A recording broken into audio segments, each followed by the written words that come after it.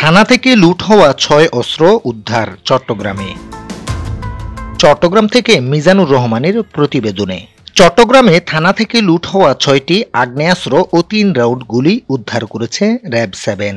গেল ২৯ সেপ্টেম্বর চট্টগ্রাম জেলার চন্দনাইশ থানাধীন দক্ষিণ বরকল ইউনিয়নের বারৈপাড়া ট্যাগ বাংলাবাজার রোড সংলগ্ন ঝোপের ভেতর থেকে পরিত্যক্ত অবস্থায় উদ্ধার হওয়া একটি বস্তা থেকে এসব অস্ত্র পাওয়া যায়।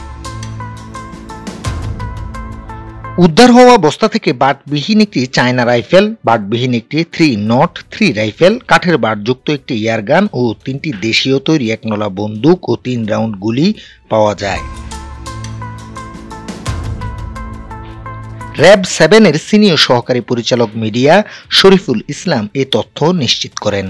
তিনি জানান, গত 5ই আগস্ট ছাত্র জনতার বিজয় উল্লাসের প্রাক্কালে দুর্বৃত্তরা চট্টগ্রাম মহানগরী এবং জেলার বিভিন্ন থানায় ভাঙচুর, অগ্নিসংযোগ ও লুটপাট চালায়।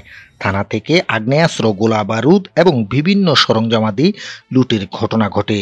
লুট হওয়া এসব অস্ত্র ও গোলা বারুদ চট্টগ্রাম জেলা ও মহানগরীর নিরাপত্তার জন্য হুমকি স্বরূপ হয়ে দাঁড়িয়েছে। এসব অস্ত্র উদ্ধারে অভিযান পরিচালনা করা হচ্ছে। উদ্ধার অস্ত্র এবং গোলাবারুদ চন্দনাইশ থানা পুলিশের কাছে হস্তান্তর করা হয়েছে।